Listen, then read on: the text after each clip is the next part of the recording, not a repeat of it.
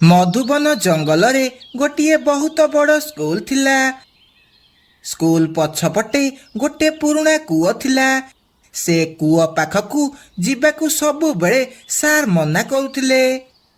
पिला माने मो कथा मन देई सुन, केबे भी से पुराना कूଅ पाखकू केही भी जीवनी हैला। किंतु कौन पाई सार, सेठारे एमिति कौन अछि? तमर एते कथा जानिबा दरकार नहीं, जहा कहली सेटा मन रख। सबु पिला चुप हो गले। तापरे पाठ पढ़ा हैला। आउ चारिटा जेमिति हैला स्कूल छुट्टी हैला। सबु पिला घर को जीवाकू लागिले। आरे सांग माने मो बही क्लास भितरे रही गला। हाउ तू जा आनिकी आसीबू, आमे एइठी तोर अपेक्षा करिचु। हाउ सांग माने मु सांगे सांगे आसुची। तापरे गुड्डी बही आनिबाकू गला। से क्लास रू बही नहीं फेरुथिया बेले हठात ताकू कहार स्वर शुभागला।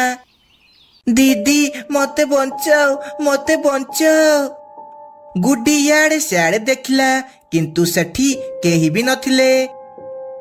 दीदी मुए कूଅ भितरे फसी जाइची, मते बंचाओ, मते बंचाओ। आरे किए बोधे कूଅ भितरे पड़ी जाइची, हेले सार तो मना करथिले से कूଅ पाखकू जीवनी बोली। ना मते ताकू बंचेइबाकू पड़िबो। एहा कही गुड्डी धीरे धीरे से कूଅ पाखकू गला। आउता भितरकू देखिला, किंतु सेठी केही भी नथिले। ता भितर पूरा कोड़ा अंधार थिला। आरे एठी तो केही भी नाहंती, ताहले डाकुथिला किए? हठात गोटिए लंबा हाथ भितरू बाहरिला। आउ गुड्डी को टाणी से कूଅ भितरकू नहीं गला। बचाओ बचाओ, किए कोठी अच्छा बचाओ।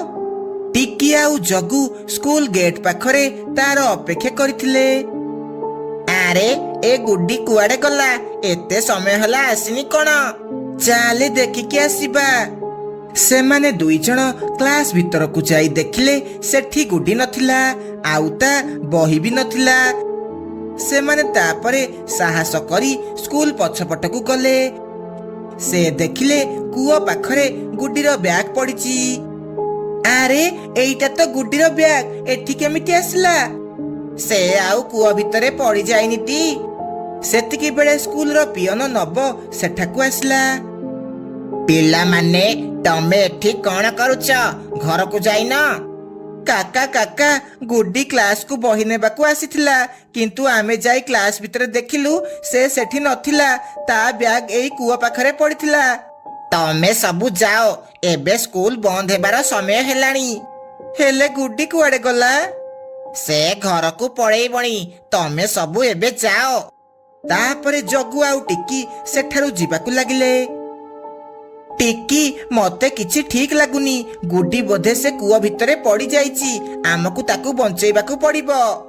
हाउ ताहले आमे टिके अपेक्षा करिबा। नब काका गला परे आमे से कूଅ पाखकू जीबा।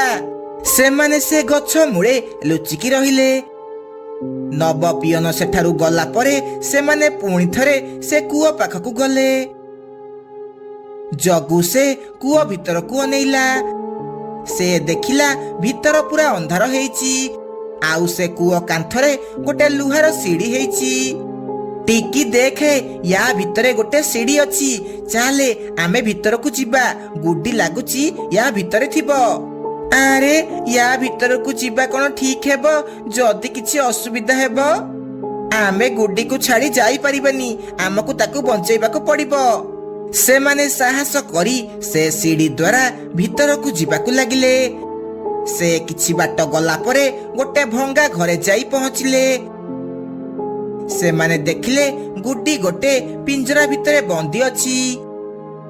टिकी जगू तमे आसीगल, मते बंचाओ, मते बंचाओ, नहले से मते मारी देबो। आरे किए मारी देबो? तम मानकू मो घर को स्वागत पिला माने। एहा कही गोटे डाहाणी सेठारे प्रकट हुए। से डाहाणी धड़ा रंगर साड़ी पिंधिथिला। आउ ता मुह बहुत भयंकर देखा जाउथिला। ଏହା ଦେଖି ଟିକି ଆଉ ଜଗୁ ବହୁତ ଡରିଗଲେ। ଭଲ ହେଲା, ମତେ ଆଉ କଷ୍ଟ କରିବାକୁ ପଡିଲାନି। ତମେ ମାନେ ନିଜେ ନିଜେ ମୋ ଜାଲରେ ଫସିଗଲ। ଏବେ ତମେ ଆଉ ଏଠୁ କେବେ ବି ଯାଇପାରିବନି। ଆମେ ସବୁ ଛୋଟ ଛୋଟ ପିଲା, ତୋର କଣ କରିଛୁ ଡାହାଣୀ? ତୁ ଆମକୁ ଛାଡ଼ିଦେ। ଛାଡ଼ିଦେବି? ଏତେ ସହଜରେ ଛାଡ଼ିଦେବି? ତମ ମାନଙ୍କୁ ମୁଁ ମୋର ଗୁଲାମ କରି ରଖିବି ଆଉ ମୋର ଜାଦୁଇ ଶକ୍ତି ବଢେଇବି। ଏହା କହି ଡାହାଣୀ ସେମାନଙ୍କୁ ଧରିବାକୁ ହାତ ବଢେଇଲା। ସେତିକି ବେଳେ ଦୂରରୁ ଗୋଟେ ଟର୍ଚ୍ଚ ଲାଇଟ୍ ଡାହାଣୀ ଆଖି ଉପରେ ପଡେ। ପିଲାମାନେ ଜଲ୍ଦି ଜଲ୍ଦି ଗୁଡିକୁ ବାହାର କର ଆଉ ଏଠାରୁ ଚାଲ। ଜଗୁ ଗୋଟେ ପଥର ଧରି ସେ ପିଞ୍ଜରାକୁ ଭାଙ୍ଗିଦେଲା। ତାପରେ ସେମାନେ 4 ଜଣ ସେଠାରୁ ଦୌଡ଼ିକି ଯିବାକୁ ଲାଗିଲେ। ରୁହ ରୁହ, କେତେ ବାଟ ଯିବ? ତମେ ମାନେ ଏଠାରୁ ଯାଇପାରିବନି। ଏହା କହି ଡାହାଣୀ ଉପରୁ ପଥର ଖସେଇବାକୁ ଲାଗିଲା। ସେମାନେ ଆହୁରି ଜୋରେ ଜୋରେ ଦୌଡ଼ିବାକୁ ଲାଗିଲେ। ପିଲାମାନେ ଆହୁରି ଜୋରେ ଜୋରେ ଦୌଡ଼। ସେମାନେ ବହୁତ କଷ୍ଟରେ ସେ କୂଅ ଭିତରୁ ବାହାରକୁ ଆସିଲେ ହେରି। ସେମାନେ ଯେମିତି ବାହାରକୁ ଆସିଛନ୍ତି, ପଥର ପଡ଼ି ସେ କୂଅ ପୁରା ଫୁଲ ହେଇଗଲା ଆଉ ସେ କୂଅ ପୁରା ବନ୍ଦ ହେଇଗଲା। ଆଉ ସେହି ଦିନଠୁ ସେ କୂଅ ପାଖକୁ କେହି ବି ଗଲେ ନାହିଁ। ମୁଁ ପୁଣି ଥରେ ଫେରିବି। ଗୋଟିଏ ଦିନ ମିଟୁ ଖାଦ୍ୟ ଖୋଜି ଖୋଜି ଜଙ୍ଗଲର ଶେଷ ଆଡ଼କୁ ଯାଇଥିଲା। ବାଟରେ ସେ ଗୋଟିଏ ପୁରୁଣା ଭଙ୍ଗା ଘର ଦେଖିଲା। ଆରେ, ଏ ଘରକୁ ତ ମୁଁ ଆଗରୁ କେବେ ବି ଦେଖିନି। ଏଠି କିଏ ରହୁଥିବ? ଯାଉଛି ଭିତରକୁ ଯାଇ ଦେଖିବି। ଏହା କହି ସେ ଘର ଭିତରକୁ ଗଲା। ଘର ଭିତରେ ସବୁଆଡ଼େ ବହୁତ ଧୂଳି ଆଉ ବୁଢ଼ିଆଣୀ ଜାଲ ହେଇଥିଲା। କିଏ ଅଛ? ଏଠି କିଏ ଅଛ କି? ଏଠି କିଏ ରହୁଛ କି? କିନ୍ତୁ କିଛି ବି ଉତ୍ତର ଆସିଲା ନାହିଁ। ସେତିକି ବେଳେ ତାର ନଜର ତଳେ ପଡ଼ିଥିବା ଗୋଟେ ପୁରୁଣା ଲକେଟ ଉପରେ ପଡ଼ିଲା। ସେ ତାକୁ ହାତକୁ ନେଇ ଦେଖିଲା। ଆରେ, ଏଇଟା ତ ବହୁତ ପୁରୁଣା ଲକେଟ ଭଳି ଲାଗୁଛି। ସେତିକି ବେଳେ ଜୋରେ ଜୋରେ ଥଣ୍ଡା ପବନ ହେବାକୁ ଲାଗିଲା। ସେ ସେହି ଲକେଟକୁ ପକେଟରେ ରଖି ଘରକୁ ଯିବାକୁ ଲାଗିଲା।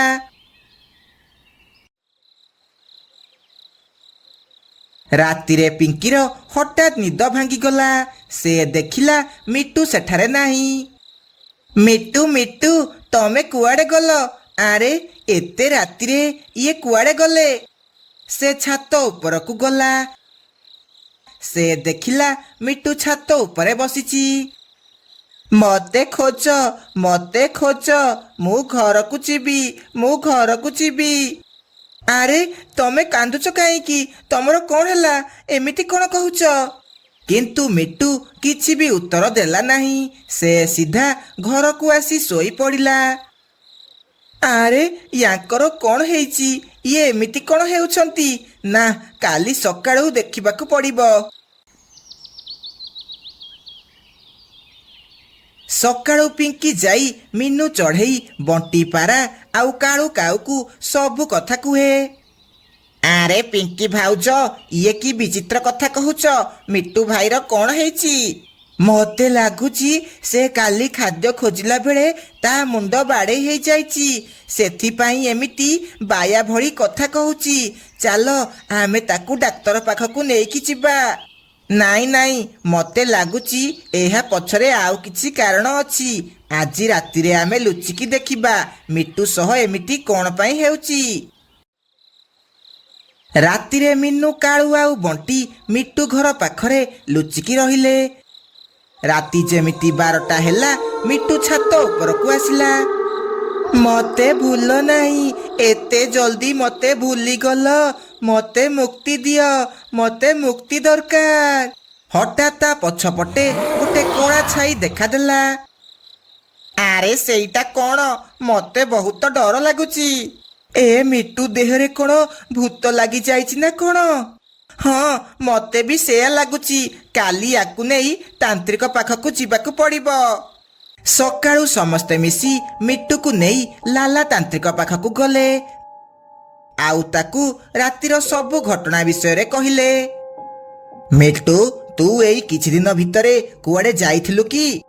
ବାବା, ମୁଁ ଏଇ କିଛି ଦିନ ପୂର୍ବରୁ ଖାଦ୍ୟ ଖୋଜିବାକୁ ଜଙ୍ଗଲର ଶେଷ ଆଡକୁ ଯାଇଥିଲି। ସେଠି ମୁଁ ଗୋଟିଏ ପୁରୁଣା ଘର ଦେଖିଲି। ମୁଁ ଭିତରକୁ ଯାଇ ଦେଖିଲି ତା ଭିତରେ କେହି ବି ନାହାନ୍ତି, କିନ୍ତୁ ତା ଭିତରୁ ମୁଁ ଏଇ ଲକେଟଟା ପାଇଲି। ଆରେ ମୂର୍ଖ, ତୁ ଏ ଲକେଟକୁ ଘରକୁ କଣ ପାଇଁ ଆଣିକି ଆସିଲୁ? ଏ ଲକେଟ ସହ ସେ ଘରେ ଥିବା ଗୋଟେ ଅତୃପ୍ତ ଆତ୍ମା ତୋ ପଛେ ପଛେ ଆସିଛି। ଏବେ ତାହେଲେ କଣ ହେବ? ମୋ ସ୍ୱାମୀ କେମିତି ଠିକ ହେବେ ବାବା? ଏବେ ପ୍ରଥମେ ଆମକୁ ସେ ପୁରୁଣା ଘରକୁ ଯିବାକୁ ପଡିବ, ତାପରେ ଯାଇ ସବୁ କିଛି ଠିକ ହେବ। ତାପରେ ମିଟୁ ସେମାନଙ୍କୁ ନେଇ ସେ ପୁରୁଣା ଘର ପାଖକୁ ଯିବାକୁ ଲାଗେ। ସେମାନେ ସେ ଘର ଭିତରକୁ ଯାଇ ଖୋଜାଖୋଜି କରିବାକୁ ଲାଗିଲେ। ସମସ୍ତେ ଏଠିକି ଆସ, ମୁଁ କିଛି ପାଇଛି। କଣ ହେଲା ମିନୁ, କଣ ପାଇଛୁ? ଦେଖ, ଏ ଫଟୋ ତଳେ ରାଘବ ଲେଖା ହେଇଛି। ତାହେଲେ ଏ ଘରେ ରାଘବ ଚଢେଇ ରହୁଥିଲା। ସେତିକି ବେଳେ ଜୋରେ ପବନ ହେବାକୁ ଲାଗିଲା, ଆଉ ସେ ଚଢେଇର ଆତ୍ମା ସେଠାରେ ପ୍ରକଟ ହେଲା। ହଁ, ମୁଁ ରାଘବ। ତୁ ମିଟୁ ଦେହରେ କଣ ପାଇଁ ପ୍ରବେଶ କରିଛୁ? ମୁଁ ତାର କିଛି ବି କ୍ଷତି କରିବାକୁ ଚାହୁଁନଥିଲି। ମୁଁ କେବଳ ମୁକ୍ତି ଚାହୁଁଛି। ମୋ କଙ୍କାଳ ଆଜି ବି ଏ ଘରେ ପଡି ରହିଛି। ମତେ ମୁକ୍ତି ଦରକାର।